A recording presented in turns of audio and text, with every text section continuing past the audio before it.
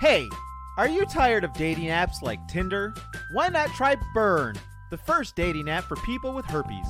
Warning, Repeat Offender is a long-form open discussion podcast. Topics include sensitive issues such as sex, religion, politics, race, gender, death, BDSM, MFN, CFNM, MMF, MMFM, and healthcare.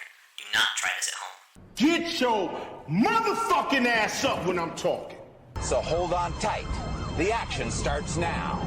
Oh, I'm sorry. Did I break your concentration? And here we go.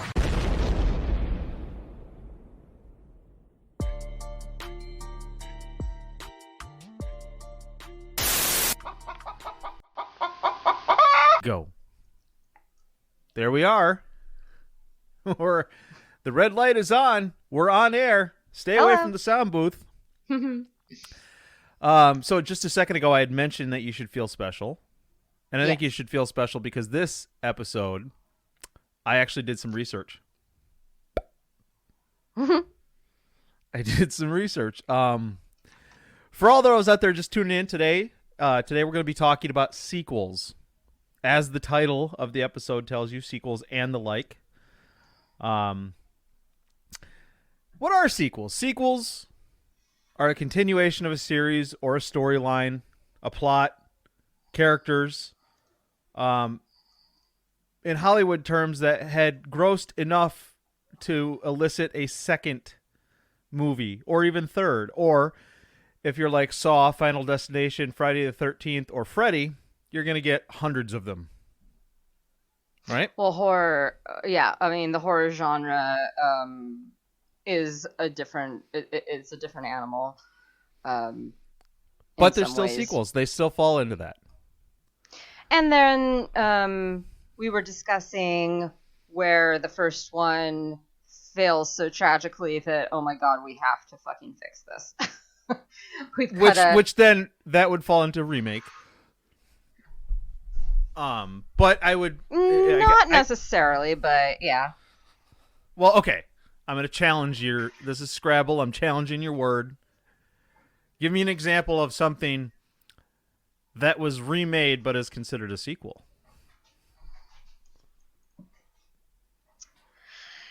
And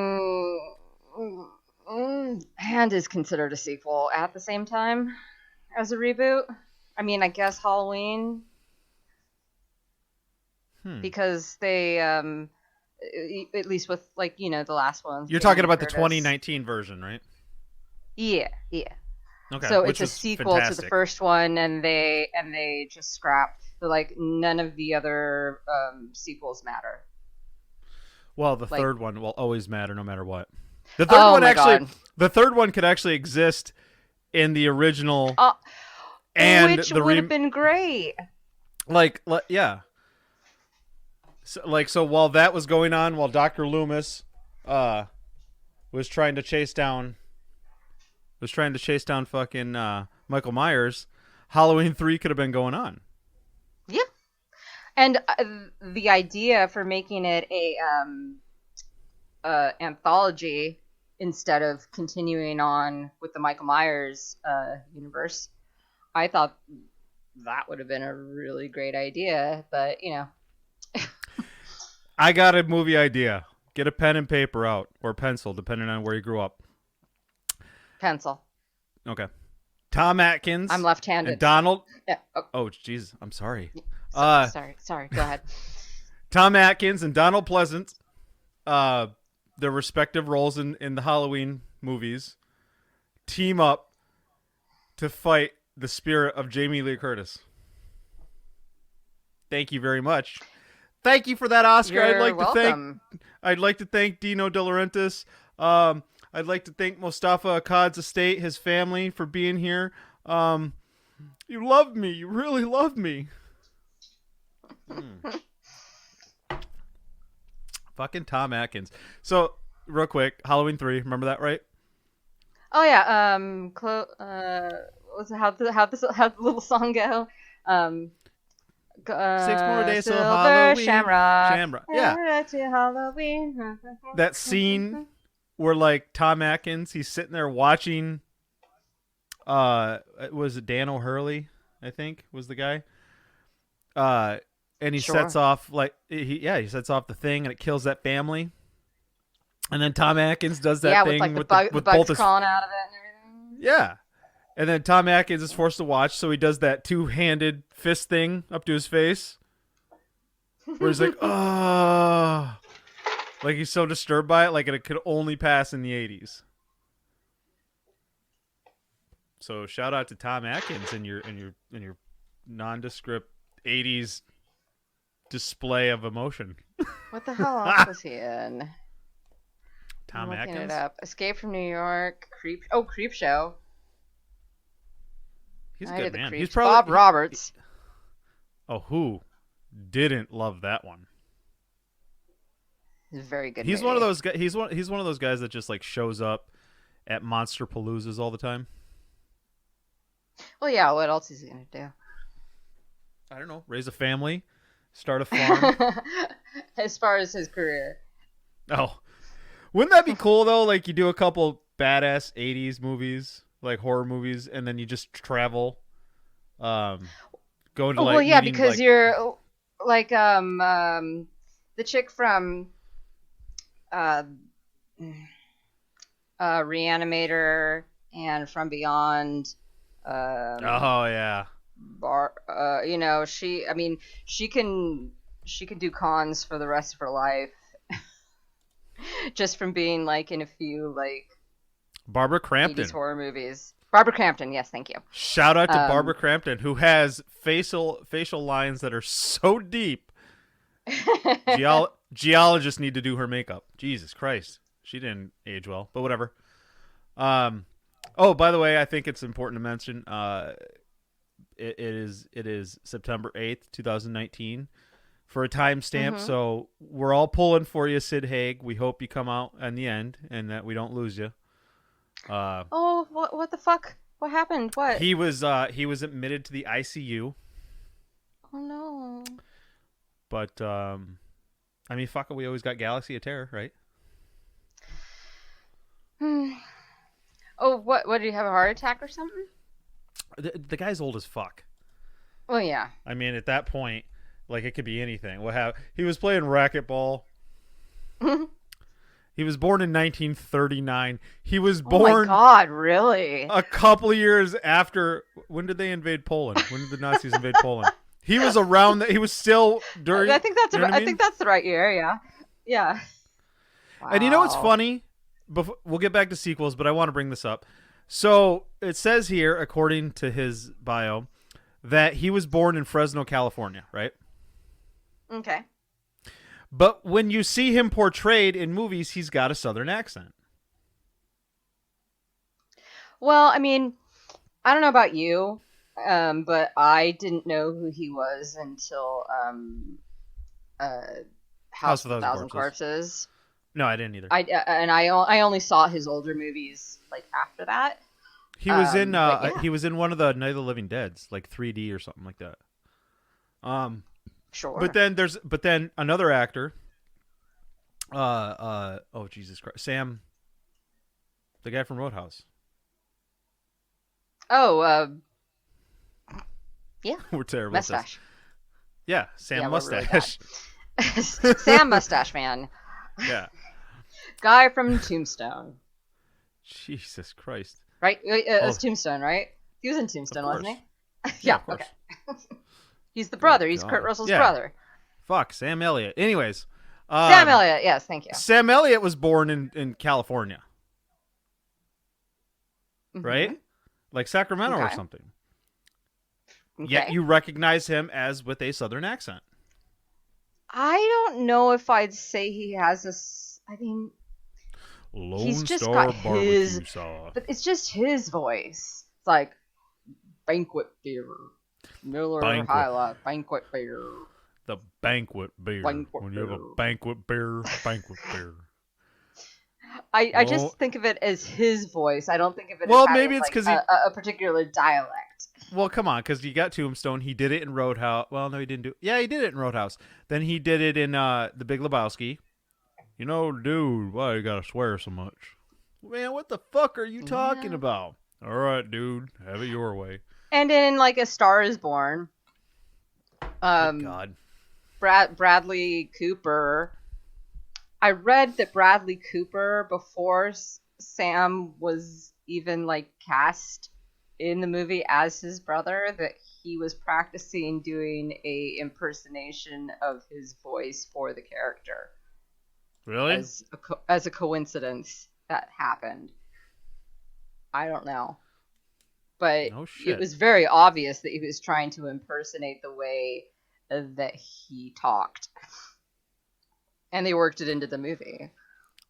Well, and a fun fact is that Sam Elliott looks like my real father, who left me when I was 3. So that's a fart cloud in the conversation. Hmm. That's all right though. He died. So sequels, right?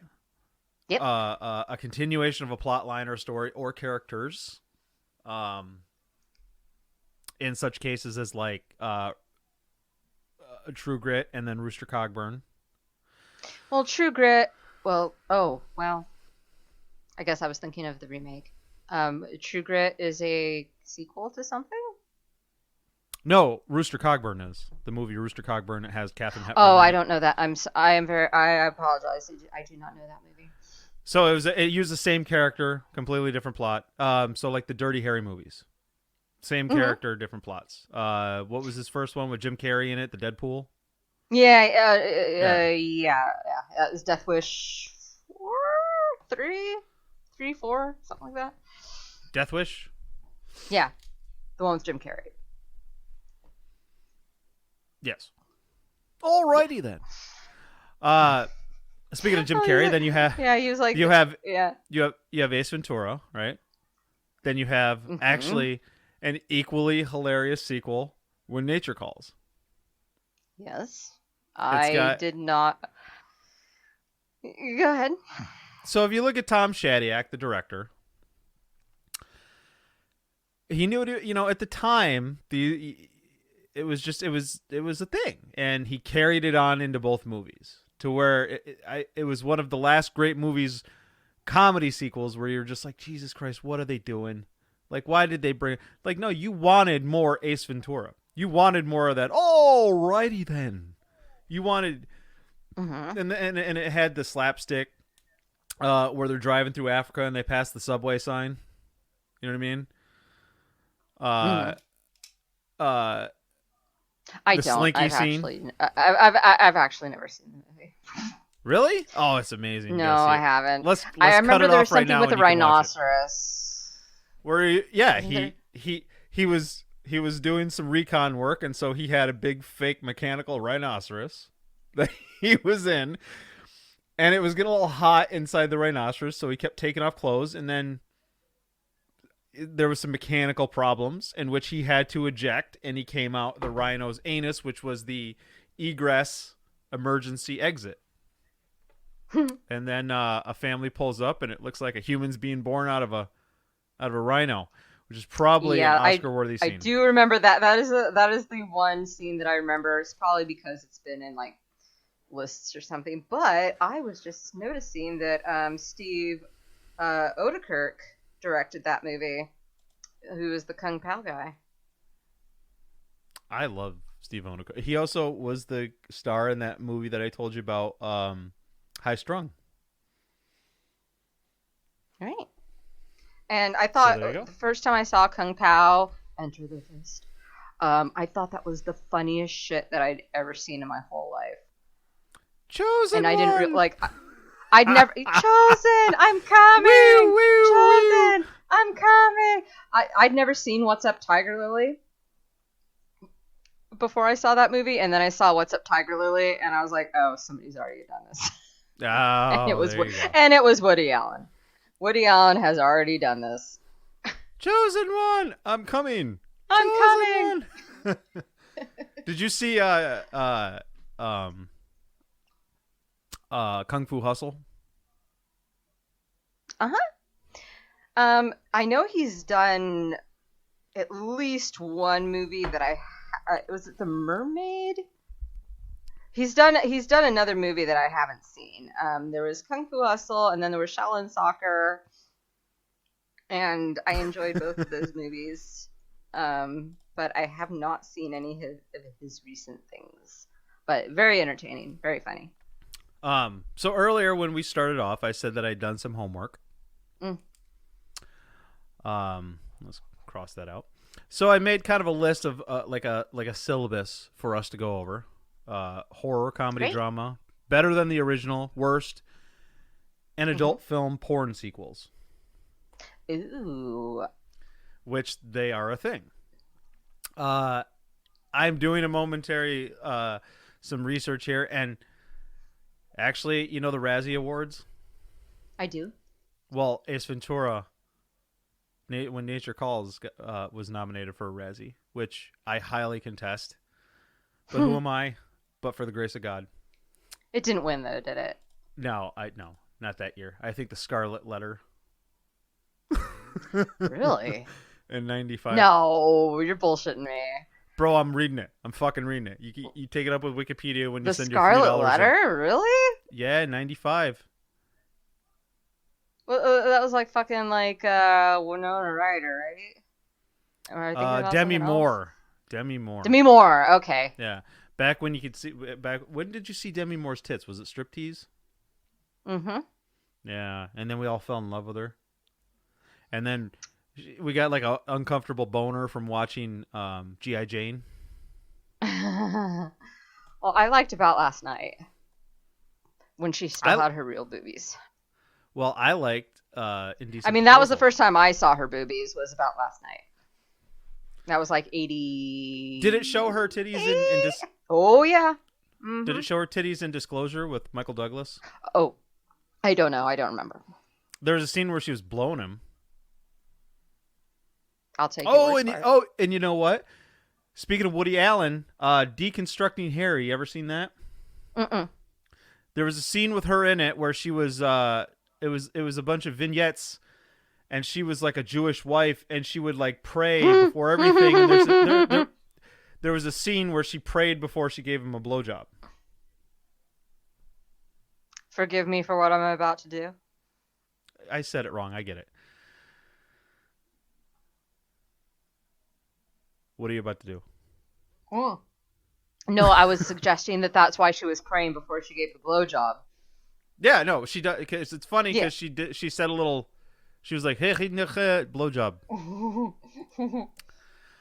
So let's go with horror sequels, which there are many. It's easy to do, and they. It's a very easy one. Yes. They spread thin. Now there's some that don't, because weirdly, the Friday the 13th up until Jason Goes to Hell. What was Manhattan, like 8? I think it was 8, right? That formula worked.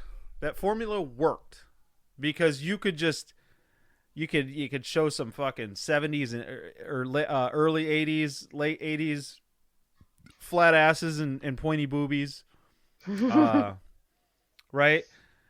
Well, you just cut and paste, you know.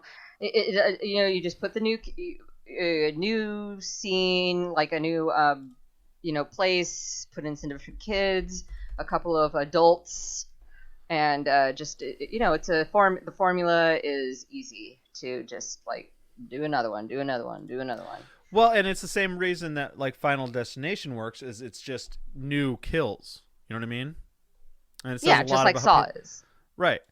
And then my third favorite movie of all time, Return of the Living Dead.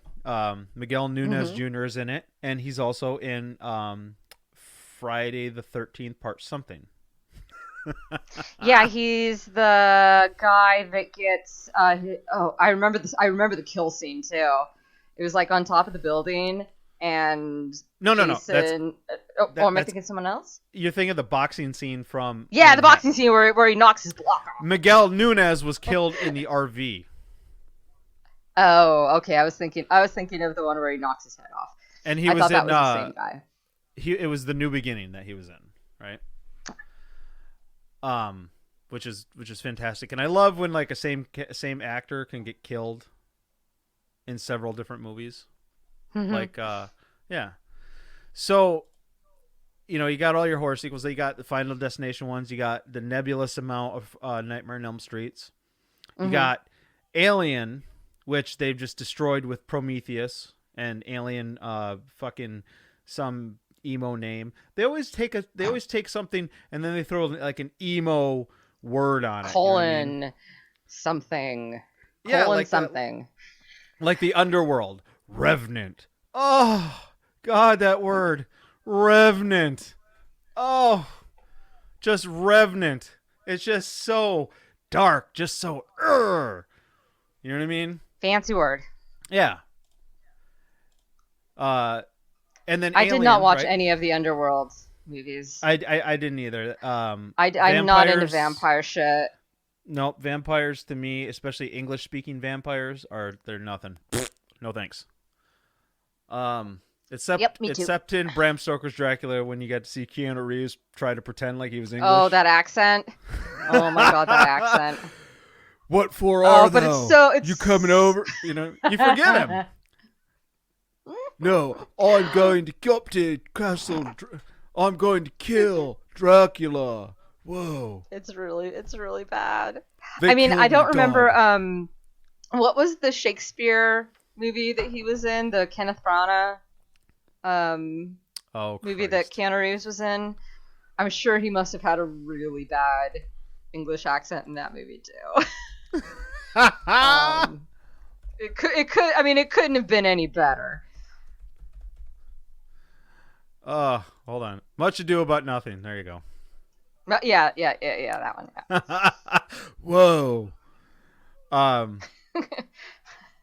Yeah, so you take a sequel. So Alien, great movie, right? You've seen it. Yep. Great movie. And then this falls into lines of sequels that were equal to or greater than the original. Aliens. Mm-hmm. I agree. Which is fucking amazing. Get away from her, you bitch.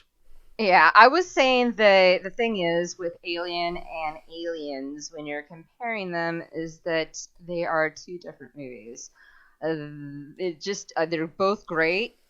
They're both equally great in their own ways. They're just so different that there's almost no comparing them. Oh, but I compare them. Well, yeah, you're gonna. If you can see Sigourney Weaver in her little tiny granny panties. That shirt and those little panties. Yeah. Tiny. They were like, it was just a folded up triangle of paper. Yep. Stuck to the front of her ass. And she has still to this day the longest pubic bone in all of movie history. As far as you know. No, as far as I know, nobody's come forward yet to claim that prize. Her pubic bone extends from just below her knees all the way up to her ribcage. She literally has to lay down on her stomach to take a piss. But seriously, the movies, the tones are completely different, and they're both wonderful. They're both wonderful for what they're doing, but they're just different. Like, well, I wonder... James said that because I was talking about this with James earlier because I was trying to get a little get my think on about this, and he's like, one's a slasher movie and one isn't. I don't know. I'd have to think on that.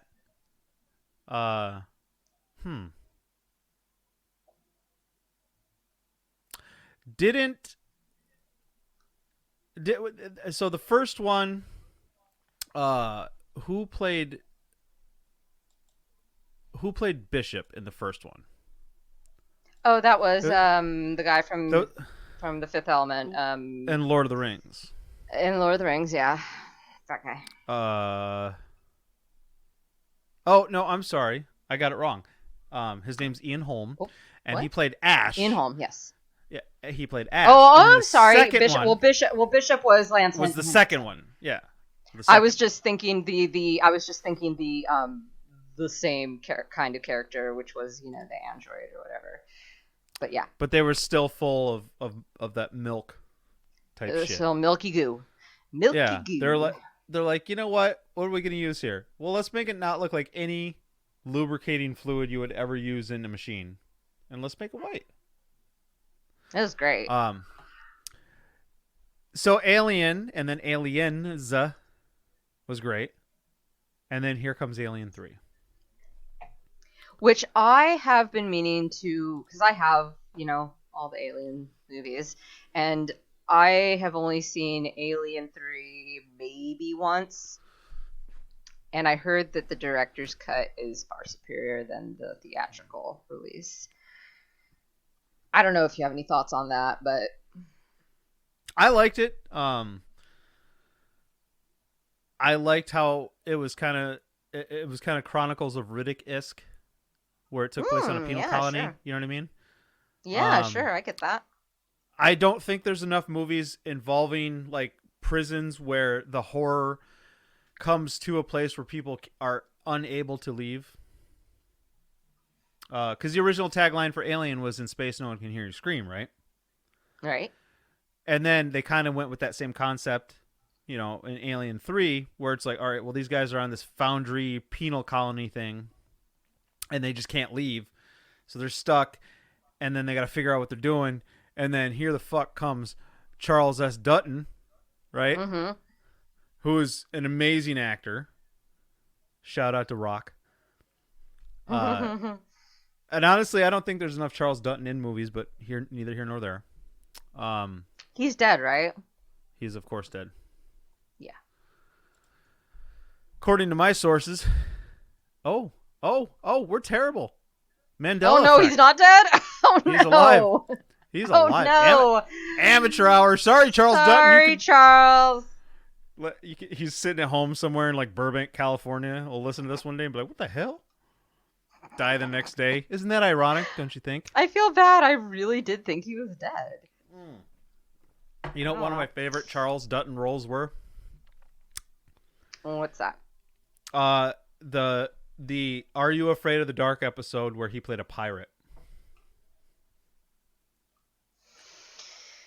I feel like I was a little old for Are You Afraid of the Dark? I kind of just... I mean, Right. I wasn't much of a... I mean, I did watch Nickelodeon quite a lot, but I really liked the cartoons more than I liked any of the live action stuff. Like, I watched a little, like, Clarissa Explains It All. I watched a little bit of although I watched a little Are You Afraid of the Dark? I watched it kind of, like, passively, but... Hi, Sam. And they played that little guitar riff. Yeah, the little riff. Oh, hey, Clarissa. Why did he never come through the front door even after her parents accepted him? Whatever. That's his thing. Well, ladders are fun. Fucking stalker. So then, so apparently, Alien versus Predator and AVP2 or whatever those abortions were are not part of the canon. So it goes from Alien 3 to Alien, or to Prometheus, and then Alien Resurrection or Alien Covenant. No, it was. I'm sorry. Well, Alien Resurrection. Prometheus Resurrection was the fourth one. was the fourth one. Then Prometheus, and then Covenant, where she does the basketball thing over the shoulder. Which is and then Covenant, no, I love it. I love Resurrection because it's got all those like mutated Ripleys in the jars and whatever, and then it's got Hellboy in it. Ron Perlman. Ron Perlman. I really liked Resurrection. I think Resurrection was probably the first Alien movie I saw in the theaters because I was too young to. Yeah, I was too young to see the third one in theaters. So yeah, the fourth one is the first one I actually saw in the movie theaters, and I took my little sister to go see it. And I loved it. I thought it was great. Oh, you know what? I didn't even say this. I feel stupid for not saying this. I actually saw a horror sequel today. 2 hours ago got back from watching the It Chapter 2. Oh, yay! We can discuss. I liked it. I thought it was great. So did I. The weird thing is, in the 1990 version, they kept in the part of the book where Beverly was still fucked up. I think it was Beverly was still fucked up from seeing the deadlights. And so Bill took her for a ride on his bike, and she snapped out of it. No, that was his wife in the book. Was it his wife? Yeah, it was his wife. I'm sorry. Yeah, in the book it was his wife. Yeah, I forgot that because he was she, cheating. yeah. I mean, he wasn't really cheating. Yeah, Like but they they trying. didn't They were do it or reconnecting. anything. They were They were reconnecting reconnecting, yeah. feelings.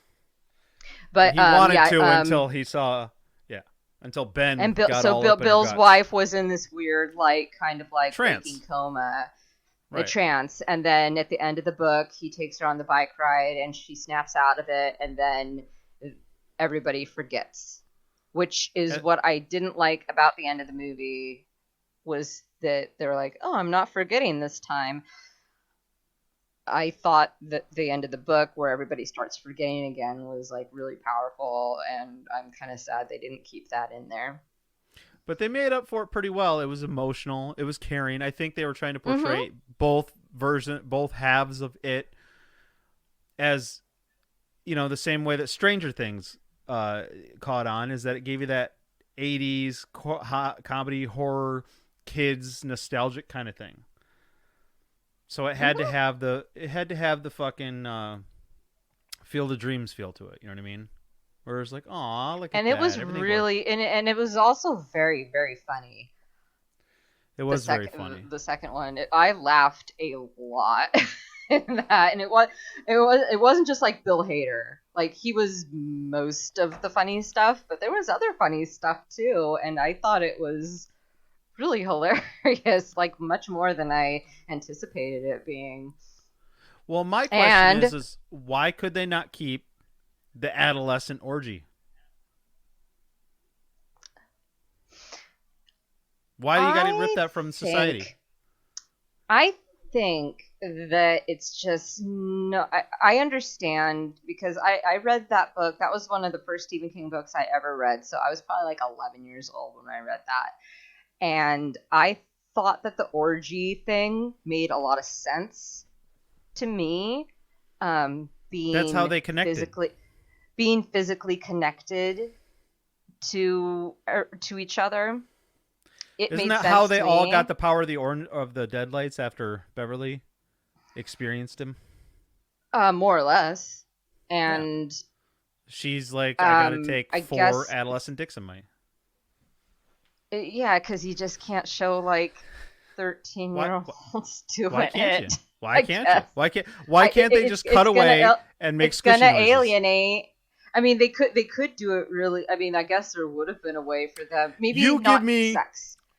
How about maybe they don't have sex, but how about this? How about instead of the sex implied hand thing jobs happening, maybe it's just like a really intimate one-on-one moment with each of the boys, where maybe they just like kiss each other or something, like look into each other's eyes and kiss each other, and that is their connection, and that's a connection thing. Like, why couldn't they just do why couldn't they do like the George Michael sex video, and then with Feels Like the First Time playing in the background?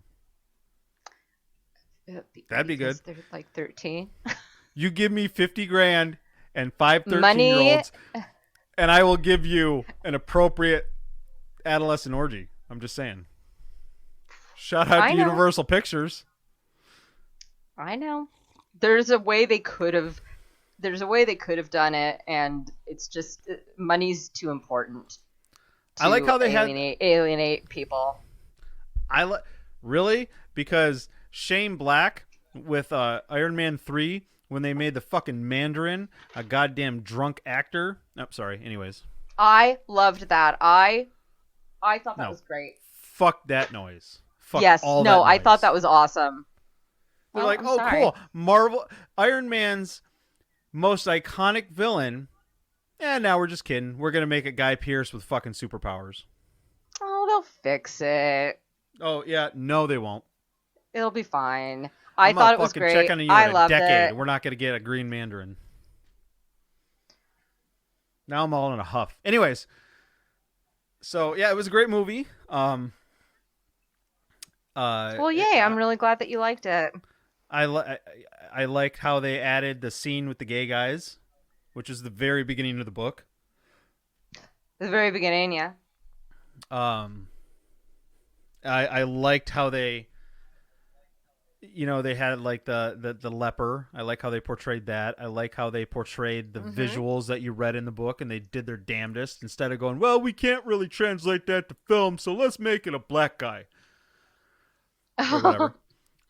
Although I think in terms of Mike Hanlon, I think the black spot would have fit in there somewhere.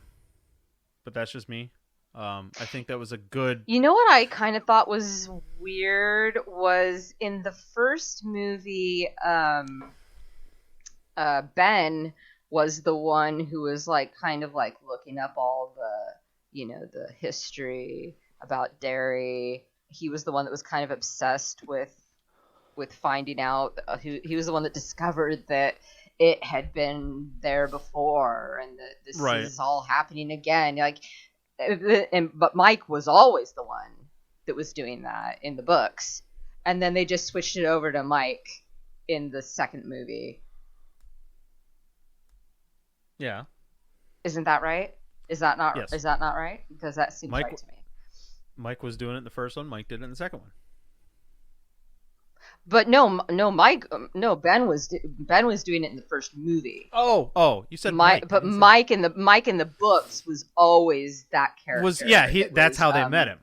That's how they. Yeah. They're like, oh, what's this? So book? I just thought it was weird that they just kind of like switched it up. It's like, forget about that. That was wrong. Do you remember the sequence where where he drugged Bill's water, and then he kind of showed him what happened to the native tribe. And then it it showed like the different ways that it had revealed itself, and then it showed the bird. That kind of was a shout out to like the black spot, where like they saw it as a giant eagle or whatever, or a crow or whatever, when the fucking club was burning down. Oh yeah. But you know, there are a lot of things in the book that would be great, but obviously for the cinematography of it, you can't put everything in there, or else we'd be watching fucking 6 3.5-hour movies. Yeah. And to be fair, I haven't read the book in probably 20 years. I've read it twice. I've read it all the way through twice, but the last time I read it through was when I was probably 22. So it's been a while. Full disclosure, I only read it through the audiobook. I can't absorb. I know it takes practice to be able to listen to audiobooks. You can't just put it on and you get it right away. I've always had a hard time when I have tried to listen to audiobooks. I feel like I've listened to 15 minutes and then I don't know what they just said. Because I'm not doing the reading, I'm looking at other stuff, I'm driving, I'm not paying attention, and therefore I don't know what they just said. So, that's great. That's how I read it. That's how I absorbed it. And Steven Weber from Wings was the narrator. I know Steven Weber, sure. Yeah. And he fucking straight up did all the voices in a great way that really kind of brought the characters to life just by a single narrator. Oh yeah, it was great. Like the scene. He was the guy that he did the new Shining, the TV exactly. Shining, right? Yep. Yeah. The scene in the book, or the part of the book where they were describing, they watched it falling to Earth. He really kind of brought the action out in that scene. And I specifically remember that because I was downtown. I was in Hollywood on the Sunset Strip delivering some material, and I was driving my truck around, and I remember hearing that part. But anyways, so that's how I read it, and it's a great book, and the movie was fantastic. So bravo. I think that's how we should get Stephen King remakes at this point, even though Pet Sematary was a fucking flat face into the brick wall kind of thing, but whatever. We all have our preferences. Some people like to get shit on. I thought it was fine. I liked most of the changes that they made, but I do agree with you that John Lithgow was he should have been it should have been easy. That should have been the easiest part. He is such a great actor that he can pull off. He's so great. A Yankee accent. It should have accent. been easy. It should have not even been a question. And I was very skeptical when you told me that he didn't work, and I watched it and I was like, I yeah, will not lead you it astray. didn't work. Look, all I'm saying is, if you're gonna do the Star Spangled Banner, fine. If you feel like you got to do it your own way, fine. But it's still got to be the fucking Star Spangled Banner. You know what I mean? You can't just go off in some riff and add notes and be like, yeah, you know what? I'm just gonna put my spin on it, bro. And there's nothing Don't- wrong with putting your own spin on something, But you have to still anchor to the main story, in which his accent was a large part of. And I Now didn't they're gonna really have to remake realize it. that it mattered that much until it did. I actually saw it. I was like, oh, it's not a big deal. Who cares? Like, in my mind, when I was thinking about it. And then... and then when I actually saw it, I was like, wow, it really did matter. It really did matter. It made me angry. And I don't know how to feel about it anymore, but I just rest assured that I had sent several angry tweets to Kevin Kolsch. Is that the director? Yeah, letting him know, what the fuck, brah? What the fuck, brah? Like, you can't just fucking you can't give us a fucking mushed peas and be like, well, this is my version of caviar. Like, no, fuck that noise. So anyways, before I get off my rocker on that one, horror sequels, we'll just do a couple more, we'll move on. Obviously, the Friday the 13th, there was a ton of them. Texas Chainsaw Massacre 1, the original, has its place in history. The second one was far better because it had Dennis Hopper. It did. And he's great in anything. You put that, I miss that guy. He's great in anything. The third one. Then we got our Renee Zellweger, Matthew McConaughey. The next generation, where he had like a remote control leg and it was aliens. Fucking aliens. Fucking aliens. Like, anyways, a really good sequels were Night of the Living Dead, Return of the Living Dead, Return of the Living Dead Part 2. Prior to that, we had Dawn of the Dead. They felt the need to make Day of the Dead. And all of a sudden, they went fucking butt wild, right? Because they were all just sitting around going, you know what? We haven't annoyed society with our fucking ideas. Let's do fucking Children of the Dead and City of the Dead. And like, dude. Oh no, not City of the Dead. Oh no. John Leguizamo. Dennis Hopper. Fucking Dennis Hopper. Oh god. Oh, was Dennis Hopper in that one too? Yeah, he was the guy, dude. He was the dude that lived in like, yeah. I only seen it the one time, so. Final Destination. What's the one? While we're still on Dawn of the, Dead stuff. The Dead series. I just the George Romero. Yeah. Give it the respect. The George Romero series of the Walking Dead things. And I don't remember which ones he did or which ones he didn't do or which ones he was involved with or which ones he wasn't, but I'm gonna try to look it up. Okay, there was one that I saw just recently, and recently I mean like within the last like 2 years, where I think you'll remember the cover art of the VHS where it's the lady and she's got like the really long scratchy fingernails. Oh, that was like Return of the Living Dead Part 3. Yes. And they were fish hooks they were put in there. I just showed my children. Was it fish hooks? Yeah. I showed my children. I saw that for the first time. I showed my children I was like, the first this is absolutely my favorite one. I showed my children the first 15 after minutes I saw it, I was like, this is my favorite. It was great because it's still, like I said, anchored.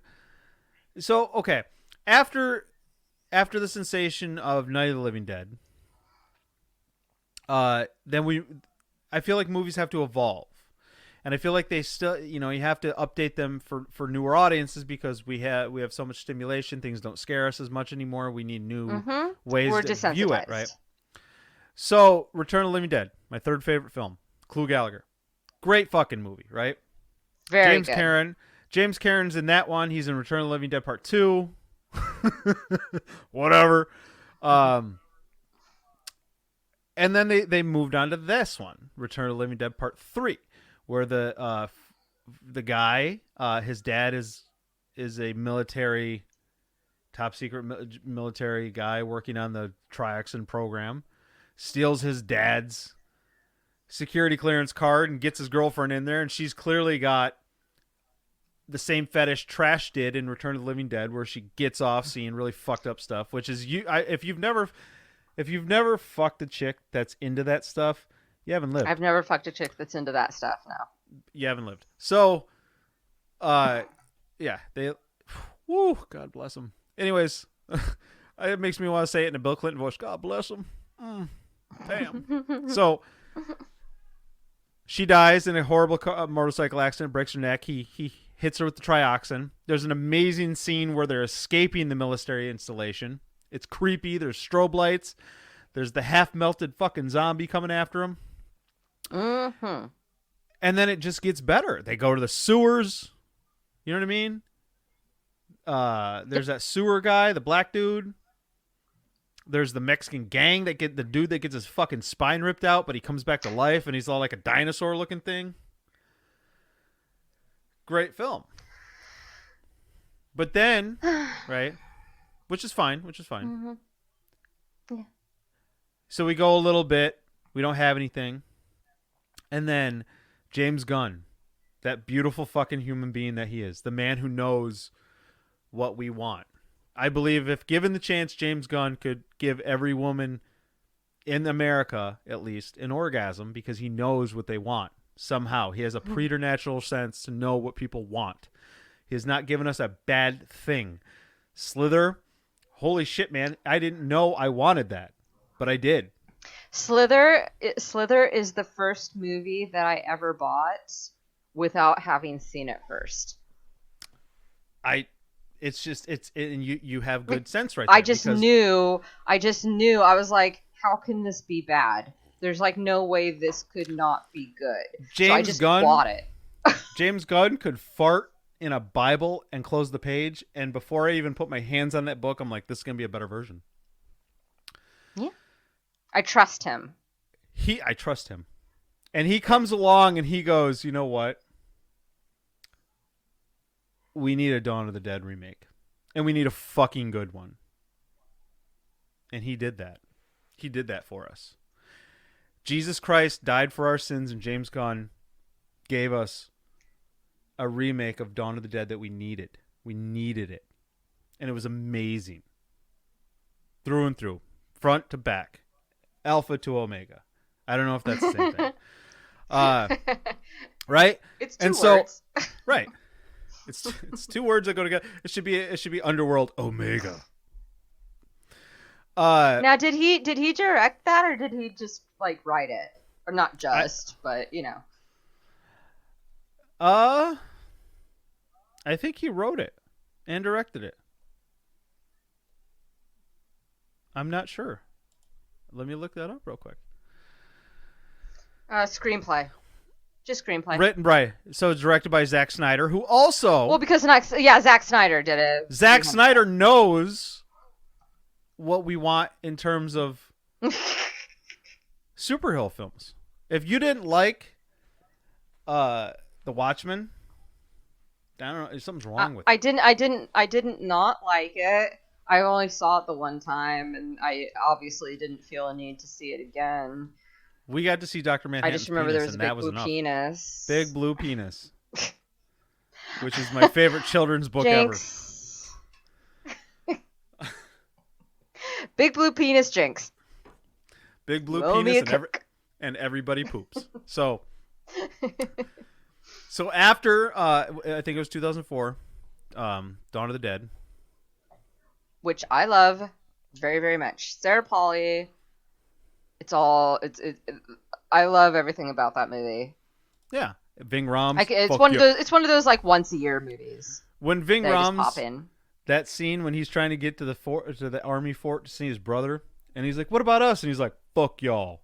You're like, "Yeah, fuck them, Ving. Fuck them, dude." Is that how you say it? Rhames? Ving Rhames, Ving Rhames. I always thought... Does he look like a bitch? Does he look like a bitch? Then why are you trying to fuck him like one? So They like a anyways, bit. so after the amazing Dawn of the Dead, Best open the opening, best opening ever. sequence of a movie like ever. That opened the floodgates for the rest of the retardation.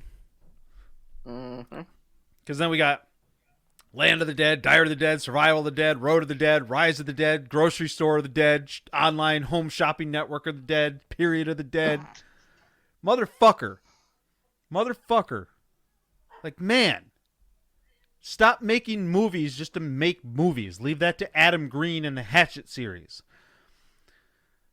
I like the Hatchet movies. Yeah, and I like Frozen and I like Digging Up the Marrow. That's fine. I'm just saying, leave it to that guy to make movies. It's like that line from Wayne's World. He's like, Led Zeppelin didn't make music everybody loved. He left that to the Beatles. You know what I mean? No, I get you. Yeah.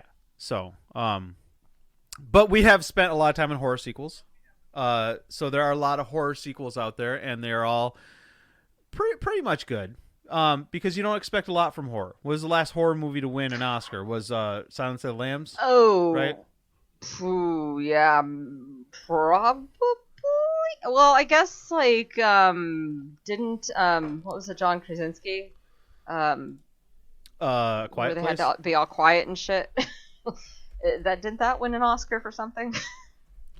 It might have been nominated. Yeah.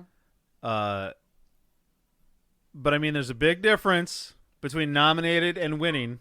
So when you got that compilation of like Grammy nominated people, it's like, thanks for giving us 19 songs that were losers. Anyways, that's just me. So we're gonna move on. Horror sequels. Okay. We're gonna put the kibosh on that. Done. Damn Moving it. on. 2 comedy sequels. Comedy sequels. As we had spoken about, we have Ace Ventura. We have Ace Ventura When Nature Calls. Alrighty then. But then, when you say sequels, people don't really take this into consideration. Because they think part 2, stuff like that. There's a lot of comedy sequels that have... comedy movies that have sequels that are amazing that we all loved. Ghostbusters 2. I very much loved Ghostbusters 2. I think I've seen Ghostbusters 2 more than the first one. Vigo! You've been a bad monkey! Why my dripping with goo? Oh, is the baby? Oh, it's the same. Oh, I would. The baby. The baby. Oh, I'm sorry. You want to come back to my place? Yeah. Oh yeah, Janosch is the best part of that movie. Oh, take me. Take me, Lord. Ghostbusters 1. Is this true? Yes. Yes, Your Honor. This man has no penis. Well, there's no. I mean, you can't compare them really. I mean, I think the second one is the second one's a good bad movie. First one, you can't fucking like compete with like one of the most perfect movies ever made. And I mean, I guess we could talk about like Back to the Future. I don't know if you consider that a comedy. Of course it's comedy. Marty! Yeah, I mean, it's like... We're going to go back to 1985 where your children are in trouble and this is what happens! Doc! Whoa, Doc, are you telling me you made a time machine out of a DeLorean? Out of a DeLorean? So Back to the Future, 1, 2, and 3. Perfect trilogy. As spread out, I would say it's definitely in the top. Yeah, it's and if they ever remake it, I will say September 8th, 2019, I'm gonna commit a fucking mass shooting. Don't remake it. Don't. Leave it alone. Stop it.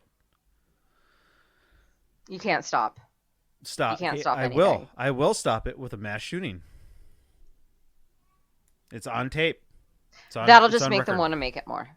They just killed 19 fucking people. We need to make this movie, bro.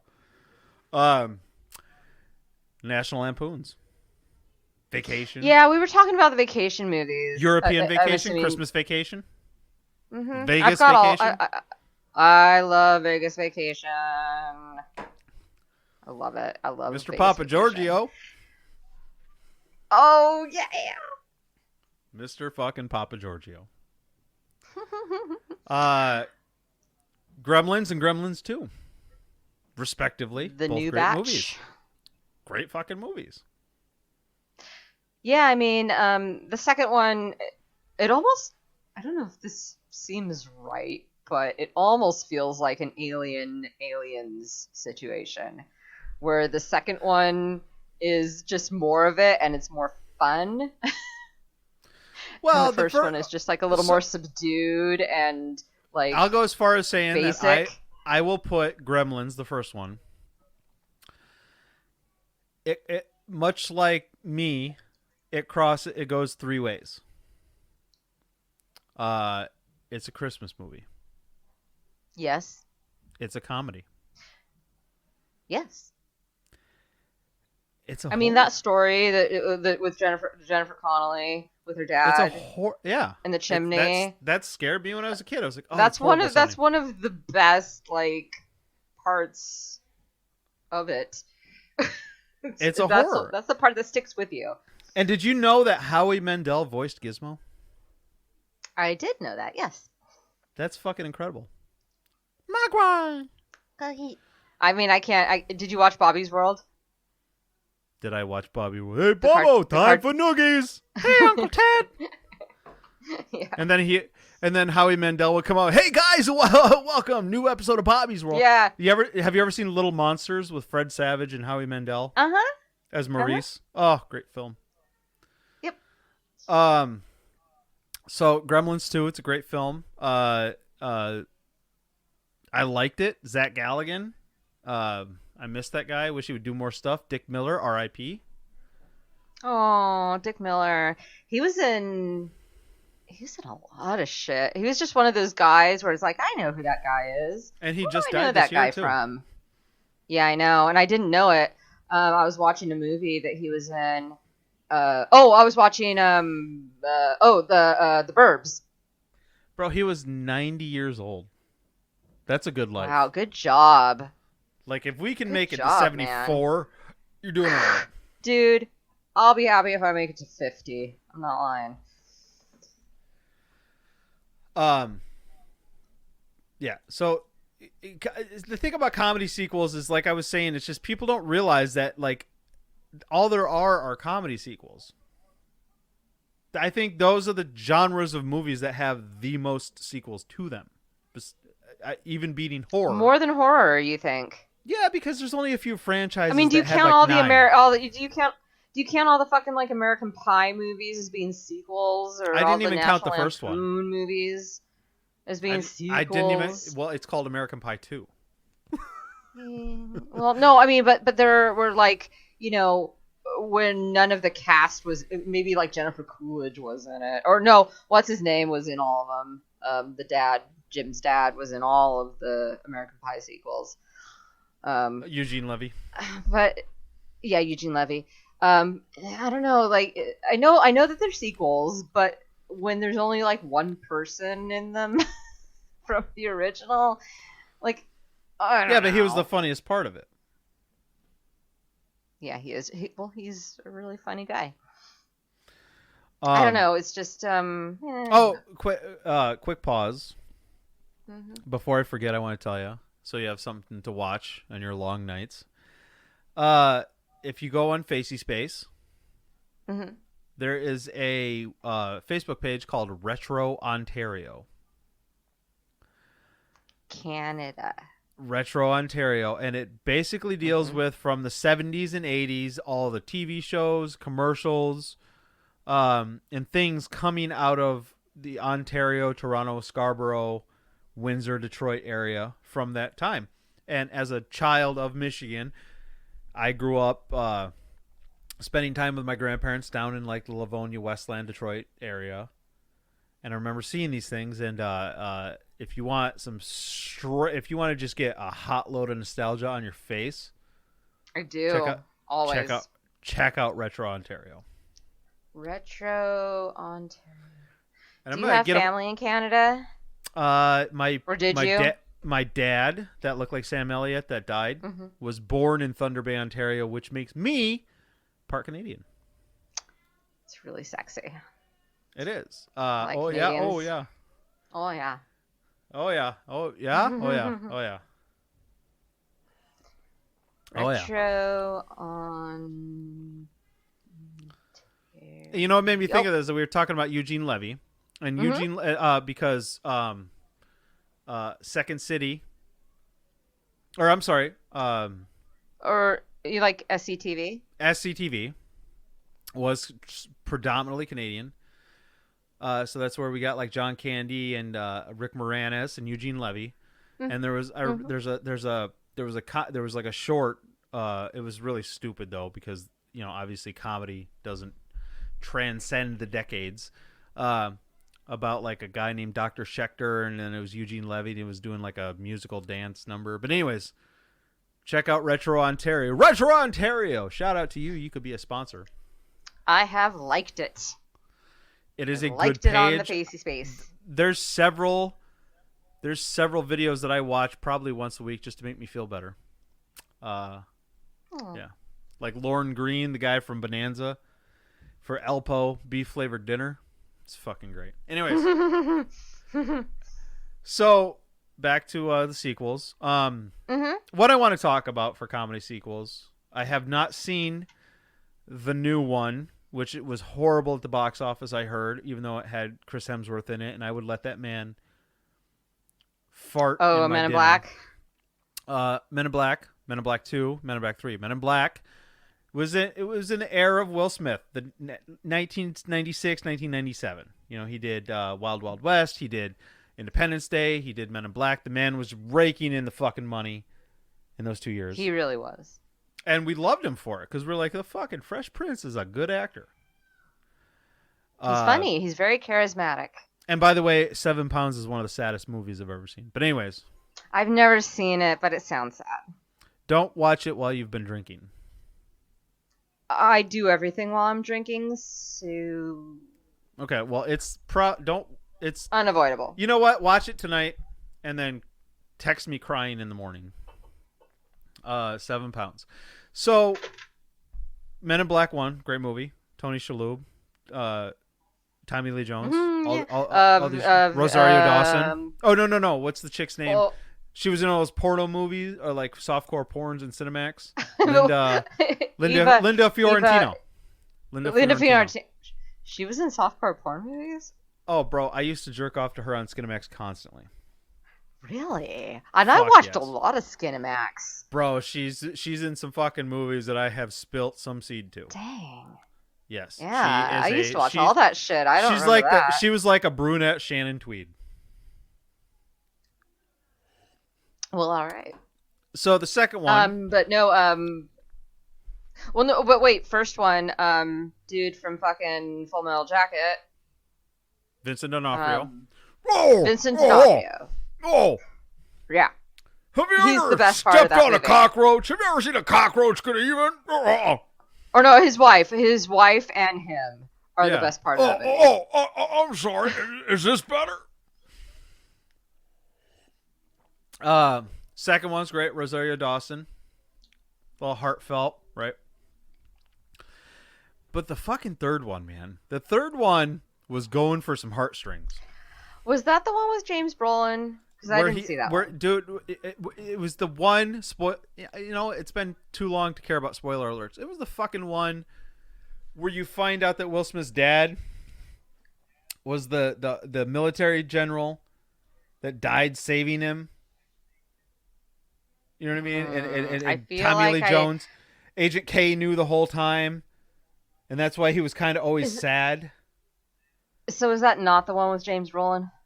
Yeah, no, it is because he goes back to the 60s and James Brolin. Yeah, I haven't seen. Yeah, no, I haven't James seen Brolin emulates Tommy Lee Jones in almost a perfect. He does a good job, though. You're like, this is Tommy Lee Jones who's younger. I saw the trailers, and he did his voice really good. Hey man, don't be calling me sport or anything. All right, Slick, whatever you want. And it was fucking sad. It was a sad ending to that saga with those characters. But Aww. I digress. No, it was. Aw. Like I said, it tugged on some heartstrings. It showed why Tommy Lee Jones was Nothing wrong sort with of sad. well, it just showed why he was melancholy around Jay all the time. You know what I mean? Yeah. So, kudos to that. I think that was a good way to end that partnership. So yeah. I want to talk about another one, and I get a lot of shit for this one, and that's okay, because I take a lot of shit, and that's fine. Austin Powers. If you know the definition of shtick, right? Which is a comedy device. A comedy device. A gimmick, a comic routine, style or performance associated with a particular person or area of activity. Right? Most famous, done in the vaudeville era, the Catskills Jewish comics, Mel Brooks, later used a lot in Family Guy. Well, it's not just. I mean, I don't know if shticky like translates into like slapstick, physical comedy. Slapstick Because is physical. I mean, I know it's different. I know it's different, but it usually comes together. All right, in so the same let's area. boil it down to shtick would be a similar pattern of behavior in terms of a comedy actor. Yeah. Right. So, Austin Powers. Austin Powers, The Spy Who Shagged Me. Austin Powers, Goldmember. And hopefully an upcoming fourth one. They're fucking fantastic. What was the third one? Goldmember, I think. So there was International Man of Mystery. The Spy Who Shagged Me, and Goldmember. Spy Who Shagged Me, and then Goldmember. Okay. And then I'm sure I saw all of those in the theaters. Dr. Evil played, he played Dr. Evil, who was a spin-off of the character Blofeld, who was played by Donald Pleasance. No, I damn it. And Blofeld, I mean, yes, it was Donald Pleasance. And Christopher Waltz and played Blofeld. Christoph Waltz. Yes. Christoph Waltz. That's what I was getting to. I have a weird. warrant signed by Judge Henry Loudermilk of Lubbock, Texas. Please go get the sheriff. Thank you. You're really good at accent. No, I wouldn't say you're good at accents, but you're really good at impersonating people. So, you want me to It's very impressive to me. You want me to shake your hand? I insist. Well, if you insist. Well, here in Chickasaw County. Well, I am not from Chickasaw County. I'm very fascinated by accents. Trying to guess where people are from. I'm not very good at it, but I still like trying to do it. I call out people with accents all the time. But here's the thing. Here's my mutant skill, my special power. I can bring up any awkward elephant in the room or something. And what I like to do is when I talk to people, meet new people or anybody, I like to feel them out linguistically. You know what I mean? Like I throw out some things and try to find what they're interested in, and that's how I connect with people. And if somebody has an accent, that's like one of the first couple things I'll ask. Hey, where are you from? You know what I mean? Like, tell me about where you're from. Oh, cool, you got an accent. You're not from around here, clearly. Let's talk about that. Where are you from?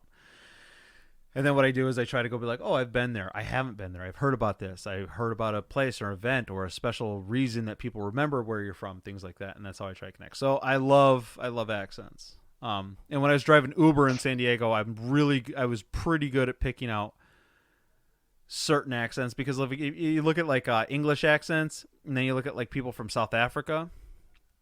If you're not paying attention, they can, and in Australia too. If you're not paying attention, they can kind of merge. You know what I mean?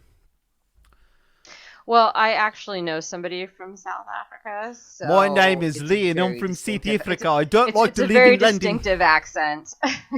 Yeah, but it's I almost... can see how if you didn't know somebody personally, you know, like I did, that you could get it confused with something like Australian or New Zealand or something like that. But, you know, when you actually know a person, then it's like, wow, that is like, there's no way you could get it mixed up.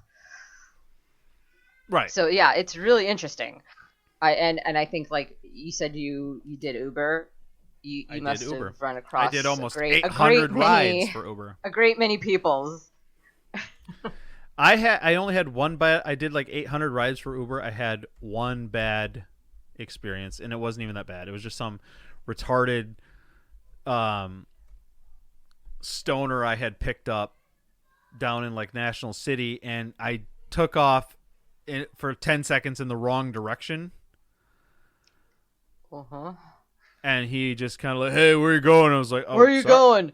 I was like, sorry, dude. And he goes, oh, yeah, go the other way. I was like, okay, I'll just shut it off early when we get there to make up for the fucking 30 seconds that I drove in the wrong direction. He's like, no, turn around, take me back. And then got out, and he gets out. He's like, fucking asshole. I'm like, I immediately emailed Uber. I was like, and I said it in a nice way. I was like, fuck this guy. And then Uber took my side, and they still charged the guy. So to the long-haired stoner in National City, fuck you and the smallest child in your family. I took a Lyft. I use Lyft. I don't use Uber. Don't use Lyft. You know what, bro? I applied at Lyft first, right? Mm-hmm. And so I went downtown, San Diego, and because I had to meet a trainer, right? Air quote. And she goes, okay, well, we're gonna go on a ride to see how you drive. And she told me that one of the requirements for Lyft is that you have to fist bump people as they get in your car. I swear to fucking Nobody's Christ. ever done that to me. I swear to Christ, that's what the trainer said. Okay, when they get in, fist bump them. I'm like, I'm not fucking fist bumping every person. So then I nobody's ever fist bumped me ever. Right. I think I was a pretty good Uber driver because because people, oh, where are you from? That's the first question kind of thing. So I'm creative, and I would make up different stories and shit for people. And yeah, that would be fun. And so I think I would do that too. Yeah, so it was like my way, and so like I always carried like a weed pen with me with like a vape cartridge, and if I felt the people out, I'd be like, "Hey guys, I got a weed. You guys want to hit it?" And they'd be like, "Oh, cool!" And I get like cash tips and stuff. You know, I had a good time. Should I be giving them cash tips? Only if you feel that person has put a valiant effort into making your ride enjoyable. Well, no, I mean, if cash tips are because I don't. Yeah, what am I even thinking? I mean, I'm a person that works for tips. I should know that. For some reason, in my head, I was thinking that like they would like refuse them. They tell you to, but not allowed to take cash tips. They tell you to, but not a fucking person alive's going to, because nobody's that stupid. You know what? From now on, I'm cash tipping. I don't know what I was thinking. Well, because taxation is theft, so. Because, you know, I don't have to claim because, you know, I work for tips, and so I don't have to, obviously I don't have to claim any of my cash tips, but I would say probably like maybe 60% of my tips are on the card. So bro, do you think strippers are claiming the thousands of dollars a night they make? No, hell no, they're not. No, well, I never claim cash tips. That's stupid. Like, who would do that? Yeah, you have to be. They call those allocated tips. I think I make maybe. I think I maybe make. Anywhere between like $5,000 and $8,000 in cash tips every year. That's not nothing. That's not nothing. Shout out to the federal government. So let's move on. Oh, wait a minute, sequels, right? What? Yeah. I'm sorry. We're moving on to sequel. We started off with horror sequels, the easy one. We went to comedy sequels, easier. Now we're going to. And also, Go ahead. I also want to point out that we're at 1 hour and 13, and I'm worried I'm going to start talking and you'll disappear. Stop fucking jinxing it. So because you always disappear. Okay, well I'm ready and raring to go in case it happens. So let's move on to the hardest section of sequels ever. Drama, action, thriller. Those fall in the same category. Those are very indistinguishable. Those are the transsexuals of movies. I guess we're talking like Lord of the Rings, Lord of the Rings, Hannibal, Silence of the Terminator, Lambs, Terminator, Star Trek, The Crow. Star Trek. Ooh. You know what I mean? Star Star Trek. Wars, fucking Toy Story, Home Alone. That was back in sequels. Home Alone. Yeah. So. And we didn't even talk about like animated stuff. No, because I've never because seen Toy I was Story, saying. I don't care.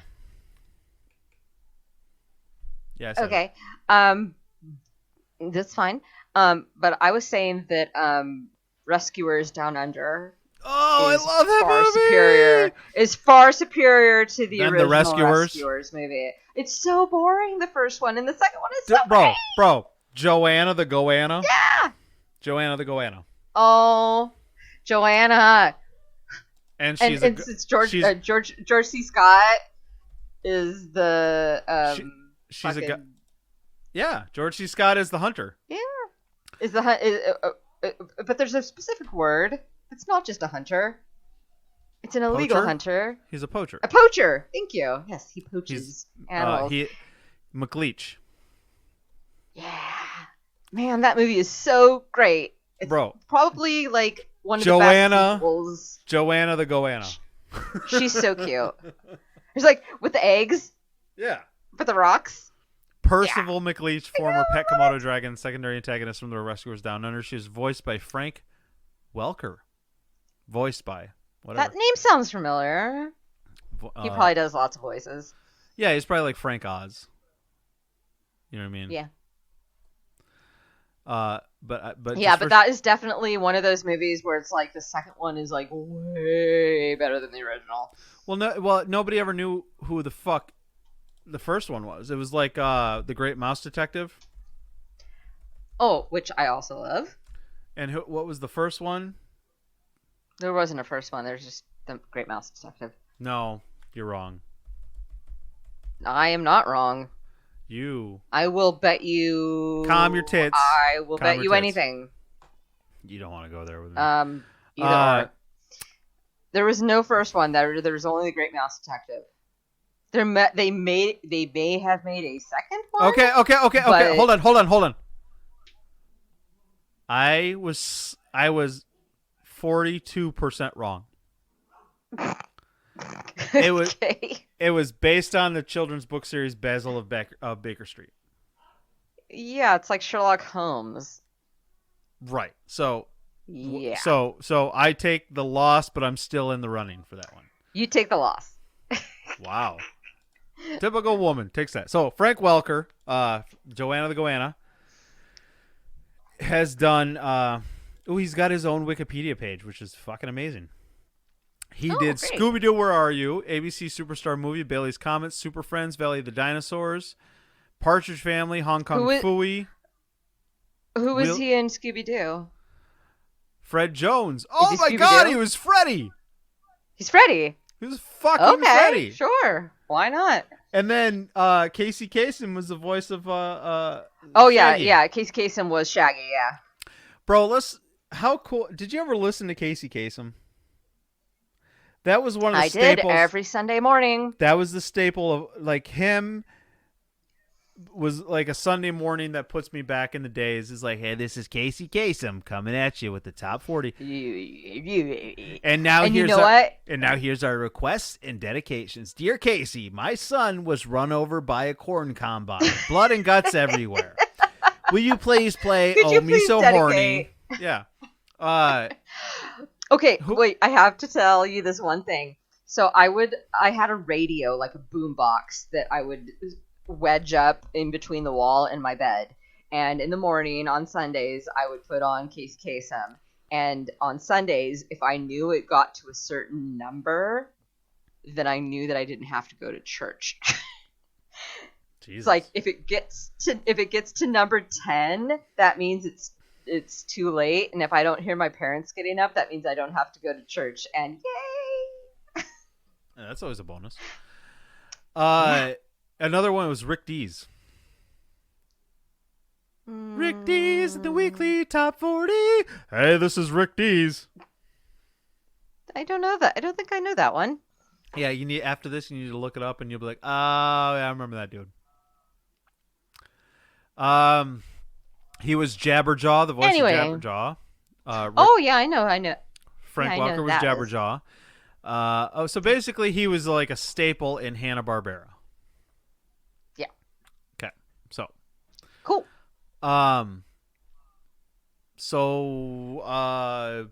top of the list, I guess, drama, thriller, action, sequels. That also falls in the category of sequels that were better than the original. Mad Max. Whoa, you just calm down. Fury Road. Calm the fuck all down. right. I was gonna say The Godfather. Wow. Okay. Oh well, yeah, that's Hobbs. The Godfather, Everybody Godfather knows the 2, second Godfather one. 3. Godfather 2 is better than the first one. And then Godfather 3. I watched all 3 of those movies in one night about a year ago. You had 11 and a half hours to do that? Yep, I did. Jesus. It was a slog. I'm not gonna lie. Even as good as the first 2 were, it was Did you have weed? I just decided I was gonna do it. Did you have And weed? then I started the third one. You need weed for that stuff.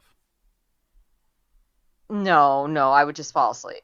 I don't know. That what would to be think bad. about Weed makes me fall asleep. So I started the third one. I was like, okay, got through the first 2 because I did it on a Sunday. Got through the first 2, great, fine, good. And then I started the third one. I think I started the third one at about like midnight or something. And I was like, oh my god, this cannot be over soon enough.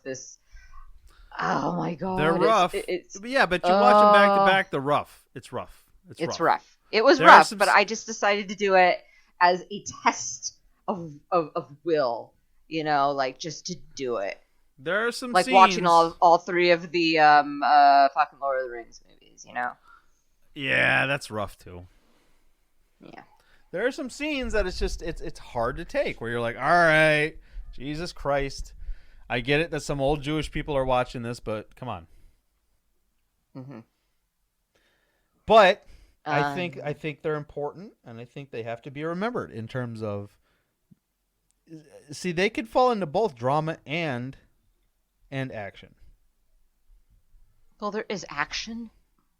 There is people shooting people in the face. The scene with Sonny Corleone getting shot at that toll booth. Oh yeah, that's a great one. You know what I mean? There's a James Caan.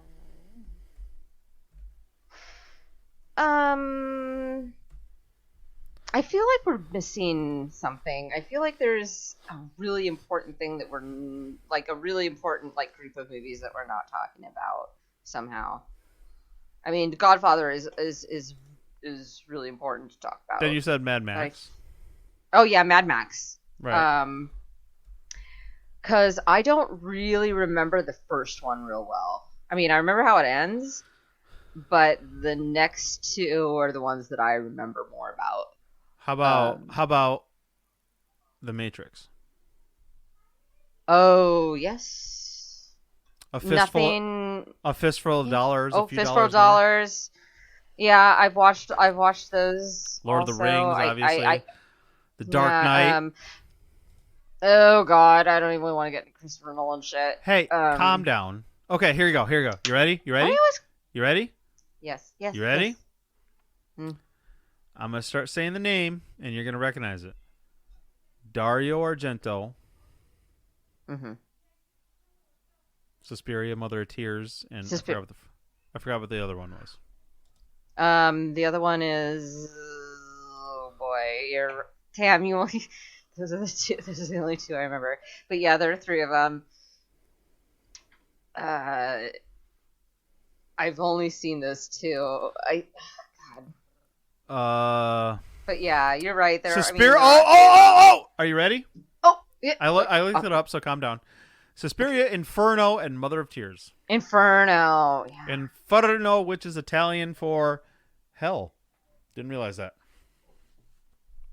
You didn't know that Inferno was Italian for hell? Okay, I knew that like 4 years ago. I didn't know that until 4 years ago. Fuck. That's kind of weird, but okay.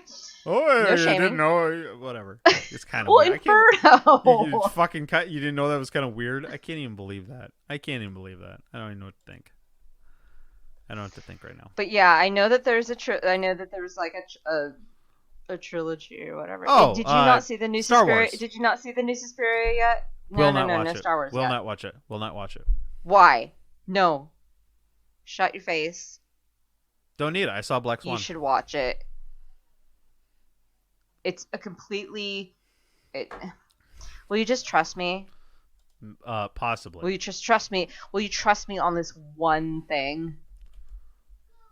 To watch the new Suspiria. Yeah. Please?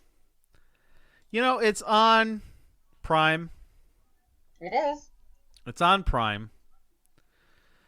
The thing is, dude. Trust me, I did not. When I started watching it, I was very, very, very like down. Dakota skeptical. Johnson I was annoys like, the fuck out what of me. the Dakota fuck? Johnson annoys the fuck out of me. Don't. Yeah, I know. I know. She's not the best spawn of Don Don't and worry Melanie. about it. Yeah, don't worry about it. I know. I felt all these things that you are saying. I felt all of these things going into watching it. And I wanted you- Christian Grey to choke her out. well, you actually watched those movies, apparently. No, I just know about them. I know that she got fisted in the Okay. book, but they didn't show it in the because obviously And I'm they a didn't have the huge- tampon scene. Well, obviously I'm a fisting historian, as we've talked about before. But listen, if you promise me you will watch the new Suspiria and just like just go in and just watch it, because I was like, why does this need to happen? There's no reason for this. Do you This know is why? stupid. Do you know why I'm a good Just- person, or do you know why I'm a great human being?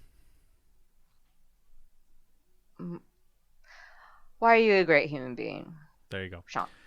Because I recognize my flaws, and I actually, not diligently, but make a fairly noticeable attempt at trying to correct them. And going into things with an open mind is one of my shortcomings. That's a big. I mean, not to shame or anything, but that's a pretty big shortcoming. But I being recognize open-minded. Being open-minded is really important, and I'm glad that you recognize it. But being open-minded is like really important in life. we all have our biases and we all categorize things. So as I get older, That clearly, doesn't mean you can't watch it. but when I have certain amounts of time that I can sit down and watch things, if I can decide between if I'm going to watch the new Watch Mojo video on the top 10 scariest films from the 1960s, or if I'm going to start watching the 2018 Suspiria, to Watch Mojo. You know what I mean? But, No, I but understand. I will make a valiant attempt to watch the new Suspiria. To me, it Please sounds do, like a chick because flick. I felt the way. Well, it's female. Obviously, it's female dominated. I think there's maybe one man in the entire movie, but who cares? Whatever, it doesn't matter. I'm just saying that I felt the way I think you feel about it when I went into it, and my mind was completely changed. And I've very rarely had that kind of transition during watching a movie where I was so not wanting to watch it and changed as hard as I did. So I'm just saying, I would really appreciate it if you gave it a watch, because I think I'll try. at least you'll appreciate it. I'll try. That's all I can ask. That's all you can ask. That's all you can ever expect out of somebody. I will. God damn it, I'll try. There is no try. Do or do not. There is only. Or, yeah, there's no try. Yeah, you almost got there. I almost got there. Shout out to Frank Well, Oz. we're at an hour and a half, and I know, maybe we could do a part 2 of this. I mean, we still got better than the original, the worst sequels, and porn sequels. So. Oh yeah, that's a lot. I got yeah, we're already at an hour and a half, so I gotta getting on, as I'm sure you probably do. You want to shut this down? But we can totally break this up into a sequel. Are you saying that we're gonna have a sequel to the sequels? I think so. A part 2 to the part 2s?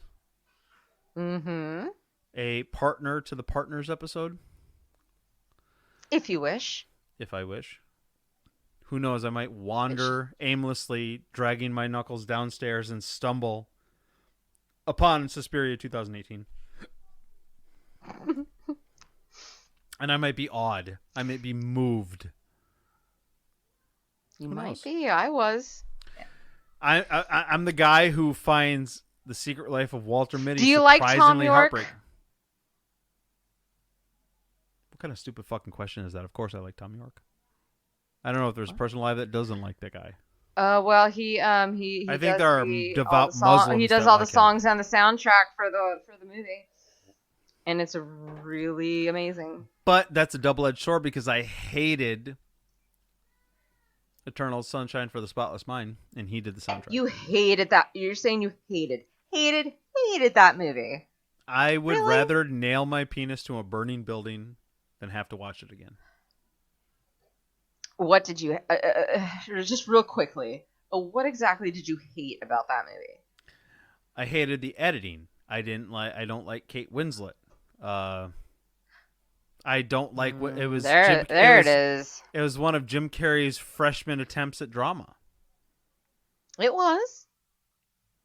I put that up there with the number 31. Truman Show was. Yeah. But he nailed that because he was a strange character backdropped against a regimented setting. He played himself in a very strange setting. But when he tries to get his acting chops down, like in the number 31, you're like, yeah. Oh my God, no! Oh no! Nah. No, that was not a good movie. On top of that, I was at a really weird, bad time in my life. I don't want to remember.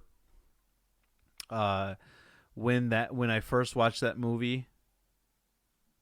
So, you know, I kind of, like I said in the very beginning when we started this, nostalgia for me is I think back to times in my life when I first saw something and it reminds me of people, places, and things, the nouns in my life. So that's where that is. But I will try Suspiria for you. Only you. Well, I would appreciate it because I really think you'll like it.